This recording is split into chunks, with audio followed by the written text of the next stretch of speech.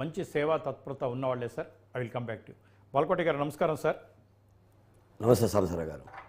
అంటే అమరావతి గురించి మాట్లాడుతున్నప్పుడల్లా మీ ఫేస్ మామూలుగా ఉండేది సార్.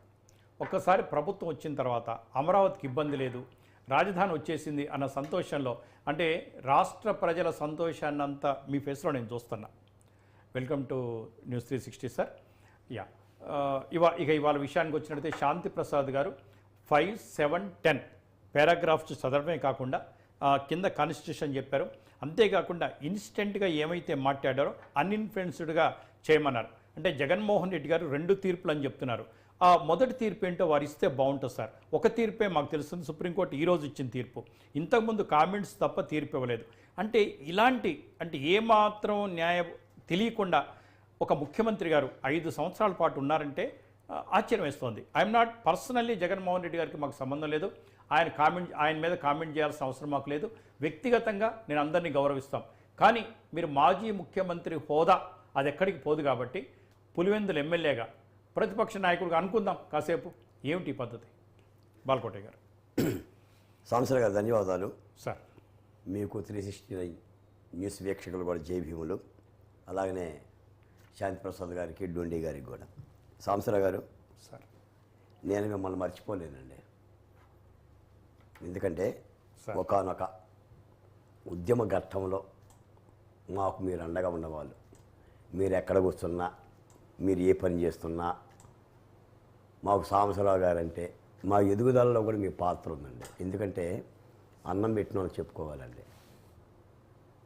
రాజధాని ఉద్యమానికి నాకు తెలుసు సార్, అక్కడ మహిళలు మీ పేరు చెప్పి, మీ ఛానల్ పేరు చెప్పి ఎంత ఆనందపడతారో.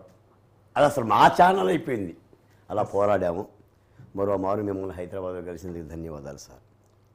నేను ఒక మాట చెప్తున్నాను సాంబశివరావు గారు, జగన్మోహన్ రెడ్డి గారు మళ్ళీ కురివితో తలగొక్కునే పని చేస్తున్నాడు సార్. సాంబశివరావు గారు మనలో మాట, తిరుపతి లడ్డూ ప్రసాదంలో కల్తీ జరిగింది గత ప్రభుత్వ హయాంలో అని ఆరోపణ వస్తే సహజంగా గత ప్రభుత్వ పెద్దలు ఆమనాలండి. విచారించుకోండి, దమ్ముంటే నిరూపించండి, ఏ విచారణకైనా మేము సిద్ధం.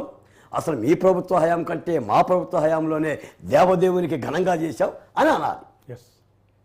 సుప్రీంకోర్టుకు పోతారండి, ఇది విచారణ ఆపండి, మీ ఆధ్వర్యంలో విచారణ వేయండి అని వెళ్తారండి. వెళ్ళింది ఎవరండి? వైసీపీ నాయకులే కదండి. వైవి సుబ్బారెడ్డి ఎవరండి? టీటీడీ బోర్డు చైర్మన్ 4 ఏళ్ళు. మీకు ఒక మాట కూడా చెప్తా, సుప్రీంకోర్టు ఆయన టీటీడీ చైర్మన్ అనే మాట చెప్పలేదు, ఓన్లీ ఎంపీ అనే చెప్పాడు. సుబ్రహ్మణ్య స్వామి ఎవరండి? He is follow YCP party.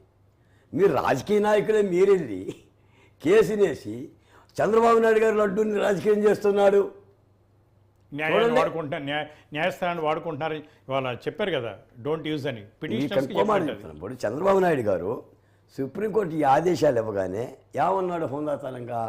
Supreme court ఆదేశాలను స్వాగతిస్తున్నాం. సాంబశివరావు గారు ఒక మాట చెప్పానా, this is not a judgement, only ఆదేశాలు, ఓన్లీ ఆర్డర్స్.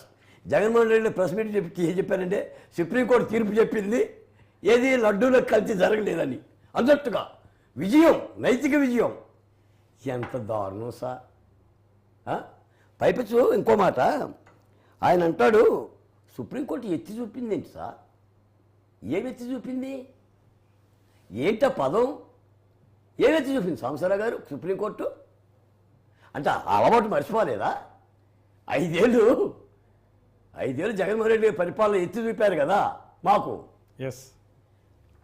నేను ఒక మాట చెప్తున్నాను సార్, దేవదేవుని విషయంలో అపచారం జరిగిందని సాక్షాత్ రాష్ట్ర ముఖ్యమంత్రి భావించారు.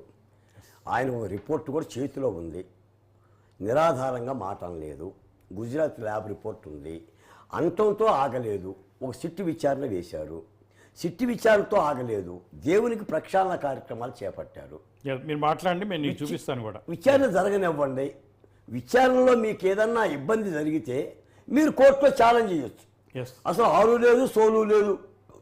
దేవదేవుని విషయం సాంసరావు నేను ఒక మాట చెప్తాను, అసలు వైసీపీ పరిపాలనలో హిందూ సమాజానికి సంబంధించిన దేవదేవునికి అపచారం చెయ్యలేదు అని అంటే మీరు నమ్ముతారండి? రాముడు తల దిగితే ఏమన్నాడండి కొడాలి నానిగారు, ఆ బొమ్మకి తల దిగితే ఏముందండి అని. సీతమ్మవారి పాదాలకు పోతే ఏమన్నాడంటే ఎలుకలు కొరికినాయి అన్నారు. రథం తగలబెడితే ఏమన్నారంటే చెక్కలతో తయారు చేశారు, 10 లక్షలు ఇస్తామన్నారు. అసలు వాళ్ళ దేవుడిని ఎలా గౌరవిస్తారండి? పైగా జగన్మోహన్, నాకు విచిత్రం అనిపిస్తుంది, జగన్మోహన్ రెడ్డి ఏమంటారు, నాకు దేవుడు అంటే నమ్మకం, కానీ నేను 4 గోడల మధ్య బైబిల్ చదువుతా. సార్ ఇలా అని చెప్తే నేను క్రిస్టియన్ సమాజాన్ని అగౌరవపరచట్లా. ఎందుకంటే I am also Hindu. My name is Balakotayya. మా నాన్నగారు కోటప్ప కొండకెళ్ళి 4 ఆడపిల్లలు పుట్టారు, మగ సంతానం లేదని ప్రార్థిస్తే పుట్టిన వాడిని. నాకు పితా పుత్ర పవిత్రాత్మ నామమున ఆమేన్. పరలోకమందుండేది నా తండ్రి, మీ రాజ్యము వచ్చునుగాక, మీ చిత్తము పరలోకమందు నెరవేరినట్లు భూలోకమందు నెరవేరునుగాక. మత్తయి సువార్త తెలుసు, లోకా సువార్త తెలుసు, కొరింథీయులు తెలుసు, మార్తా సువార్త తెలుసు. జగన్మోహన్ రెడ్డి గారికి బైబిల్ కూడా తెలియదు. ఫ్యాక్ట్. ఆయనకి రాజకీయం తెలుసు. కాబట్టి ఇప్పుడు ఆంధ్రప్రదేశ్తో పాటు దేశాన్ని ఒక దిగ్భ్రాంతికి గురి చేసిన ఈ అంశం మీద విచారణ జరిగి తీరాలి. నేరస్తులు ఎంతమైనా దోషులు ఎంతమంది చేయాలి. ఇంకో మాట కూడా సాంబశివరావు గారు, ఇది ఒక్క లడ్డు మీదే కాదండి, చాలా ఉన్నాయి. దేవదేవుని ఆలయంలో జరిగిన అన్ని కార్యక్రమాల మీద సిట్ వేసింది. మరి ఇప్పుడు సిట్లో కూడా 2 పోలీస్ ఆఫీసర్లు ఉన్నారు ఆంధ్రప్రదేశ్ వాళ్ళు, మరి వద్దంటారా? మీరు కూడా రిప్రజెంటేషన్ ఇవ్వచ్చు రేపు పొద్దున అన్నీ చేయమని. అందుకని నాకు తెలిసి చంద్రబాబు నాయుడు గారి నోట దేవునికి సంబంధించిన అపవిత్రపు మాట రాదండి. రాదు. వాళ్ళ జిల్లా కదా, దేవుడు పుట్టిన ఊర్లోనూ అక్కడ ఆయన పుట్టారు. అసలు వెంకన్న స్వామి ఆ మాట రాదండి. ఎందుకంటే ఆయన ఒక సమగ్రమైన సమాచారం ఉంది, ఒక ఐడియా ఉంది. అది ఒక ప్రభుత్వాధినేతగా దాన్ని ప్రక్షాళన చేయాల్సిన ధర్మం కూడా దేవదేవుని యొక్క ఆలయం మీద ఉంది. కాబట్టి